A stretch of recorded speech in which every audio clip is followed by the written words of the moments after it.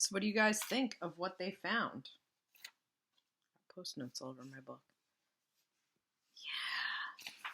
Yeah. Wild, right? To think in the dredge there were these old papers. We don't know what they are yet, but Ryan's going to tell us. And there was gold in the floorboards.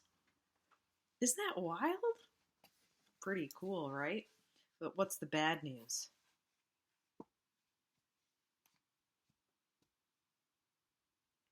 Henry got away. I have a feeling that this isn't the last we're going to see of Henry. All right, so let's finish up this book. Wednesday, September 29th at 4:30 p.m. I'm back in my room alone. I began writing things down in here, so it seems like the most logical place to end up. In some ways, I'm more afraid than I was when this whole thing started. The danger had always felt as if it crept off the page of a scary story I'd made up in my head. Sure, it was spooky out on the dredge, but there was a feeling somewhere at the back of my mind that it was still a ghost story. Things are different now. Henry is out there somewhere. They searched the woods for days and found nothing. Chances are he planned for this and created a secret way to escape unnoticed. It'd be just like him to think ahead. I wonder his apartment is like in New York. Full of cameras pointed at the dredge, watching them remove all the hidden treasures. I don't know, neither does Henry, because he's vanished into thin air. No one's been able to find him. We've taken his gold and left him injured. He hates us. And the worst part, Henry thinks I'm the cause of all his problems. From here on out, the danger is real. I'm going to change subjects because I'm hoping it'll make me feel better. Right after I pulled up that floorboard on the dredge and dumped the blocks of gold out, Daryl told us something we didn't know about his dad. Part of me feels like we should have figured it out on our own a long time ago, but we never suspected. You don't know who I am, do you? He asked us. It was Sarah who started chipping away at the options. You're not a part of the Crossbones. You didn't haunt this place. You've never been here before this summer. Who are you? I've always suspected foul play, said Daryl. Always, but I never imagined. Who are you? Sarah repeated. I was a foster kid in the city until I was 12. That's when the Bonners adopted me. About a year after that, I started going by my middle name, Daryl. I guess I was looking for a break with the past, a fresh start. What's your first name? Asked Sarah. She could make a really good investigative reporter, always first with the questions. Joseph, said Daryl. I'm old Joe Bush's son. What? I remember feeling lightheaded for some reason, like the ghost of Joe Bush had inhabited his son, and we were about to be appropriately scared out of our wits. But the moment passed and I realized something as Daryl went on. The guy had lost his dad to the dredge. He'd obviously lost his mom young too, and he'd been through the toughest kind of childhood. But curiosity had gotten the better of him. He'd been searching for answers just like we had, only the stakes were even higher.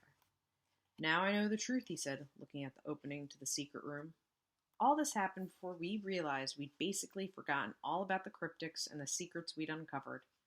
After we figured out Joe had liquefied the gold and hidden it inside the planks of the dredge itself, Daryl piped back in. I should have guessed he would come up with something like this. My dad was about the handiest guy in town, everybody said that. That's why they chose him to run the dredge. He was gifted with motors and cranks and all kinds of machinery. But he was also a carpenter, a really good carpenter. He built the house we lived in. I remember him bringing these planks home, saying he was fixing them or replacing them. No one would have ever guessed differently. It was his job to repair things, and there were always just planks coming out of the dredge, so even if they checked, there was nothing to find. As far as anyone else was concerned, the dredge was slowly getting a new floor that always looked better and better. But when those boards went back, the centers were gone, ready to be filled with a block of pure gold. I guess my old man was pretty smart. So he was a good carpenter, figures how he got the gold in the boards, right? The diagram of the dredge we found in the secret room was very detailed. It showed every floorboard on both floors of the dredge. The ones Joe Bush had filled with gold were colored in with a pencil. There weren't very many empty planks yet to be filled in. In other words, the dredge was a ship of gold. There were hundreds of hidden gold bars, so that the papers they saw were papers of the floor plan of the dredge, and they showed where the gold was hidden. And there's a lot of gold, guys. What would you do with all that gold? Buy myself a latte. That's what I thought. You could buy me like 100 lattes, guys. More than that. You could buy me lattes for the rest of my life. Okay. Year after New York Gold and Silver abandoned dredge number 42 in Skeleton Creek. The town bought it for $1. There was some talk of turning it into a tourist attraction, but it never materialized. Who wants to walk way out into the woods and look at an old hunk of wood and metal? Nobody, that's who. But ended up being the best investment Skeleton Creek ever made.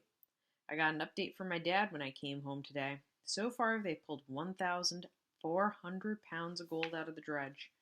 Every floorboard they pull up has another 10 or 20 pounds of pure gold hidden down the middle. The price of gold is high these days, pushing $1,000 an ounce. My dad carries a calculator in his pocket, adding up the numbers over and over. At $1,000 an ounce, we're at $16,000 per pound of gold. So like a car per pound of gold. And there's 1,400 pounds of gold. He told me earlier today, do you realize how much money what they found is worth? Over 22 million bucks. It'll reach 30 million before they're done tearing it apart, I said. I'd studied the diagram carefully. There was a lot more to be found. $30 million worth of gold. Can you imagine? It was always right there, sitting in the woods just waiting for someone to find it. Even the dredge won't come out too badly in the end. There are already plans in the works to build a wood plank trail from Main Street all the way out to the dredge with signs all along the way describing the amazing story Sarah and I uncovered. Ghostly sounds and sights included. The fact that Henry had gone missing will only add to the urban legend and bring in even more tourists. Some people say they hope he never comes back and never gets found. Would you guys go there? I think I would. I think it'd be fun. There's nobody there now, right? Nothing scary. I hope. I am not one of those people. There's talk of rebuilding the downtown and turning Skeleton Creek into a world-class fly fishing and sightseeing destination, with the creek and the dredge as its centerpiece. $30 million ought to cover it. My dad's planning to open a fly shop since the town is gifting my parents and Sarah's parents 5% of whatever comes out of the dredge. Oh, and they're giving Sarah and me enough money to attend any college we want after graduation. We're currently on the hunt for a university known for excellence in both writing and filmmaking. I can only imagine what kind of trouble we'll get into when we show up on campus. Everyone in Skeleton Creek seems to believe we can turn this place around. Still, for me, the town wasn't the most important thing the dredge gave me back. What I got back, what really matters, is my best friend. They can have all the money as long as they let me and Sarah stay together, which it appears they're going to do. I suppose it would be hard to justify keeping us apart, seeing as how we saved Skeleton Creek and all. I'm talking to my dad more these days, and he's talking too. The fly shop will be good for us, a common interest we can share. Plus, he'll be around a whole lot more doing something he loves. He doesn't talk about Henry. I can't imagine how it would feel for your best friend to betray you like that. To lie about so much for so long.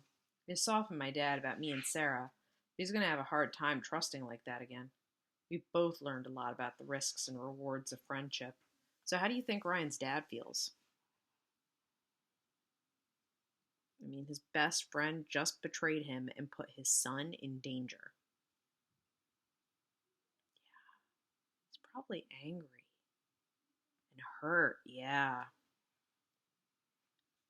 One of the nice things about being a writer is that writing is always there for me when I need it. During the past few weeks, through all the trauma and loneliness and fear, writing has been my replacement best friend. I've spent more time writing during the last 20 days than I did during the 100 days before that. Writing was a comfort. I feel I owe it something in return. But the pendulum is swinging the other way now, and I suspect I'll be writing a lot less for a while. Sarah and I have some catching up to do. There's schoolwork. I'll be driving soon. I have a strong feeling Sarah will want to make a stab at locating Henry, and I can't let her do it alone. But I know writing will be here when I need it, and this is a great comfort to me as I venture back out into the world full time. We're hosting a barbecue on the porch tonight, which means I have to wrap this up and go help my mom. Pretty soon Daryl Bonner and Gladys Morgan will be here along with a whole bunch of other town folks. Sarah will be here with her parents and her new camera. My dad will man the grill. Later on, when the bugs start hatching and the sun tips behind the mountains, I'll take Sarah to the creek so I can teach her how to cast a fly rod. Maybe we'll walk out to the dredge and take a look around, or up to Longhorn's Grange to retrieve her dad's ladder out of the tall weeds. I can't help thinking about that blue rock we painted when we were kids and the simple question she asked me. I want to paint the rock. Don't you want to paint the rock? Without Sarah, I'm no different than the legend of old Joe Bush. I'm like a ghost, alone in my room, making up stories and keeping to myself. It's like Sarah has a hold of my hand, pulling me forward. She's looking back at me with the same question in her eyes over and over again. I want to live. Don't you want to live? I do, Sarah. I do. All right, so that's it, guys. That is the end of The Ghost in the Machine. So, what did you think? Did you like it? Hmm. Why? Hmm. I think they're fun. And I'm excited to see what the further adventures are going to be. But we'll have to wait a bit, find out in my next video. So stay healthy, take care of yourself, and I will see you soon. Bye.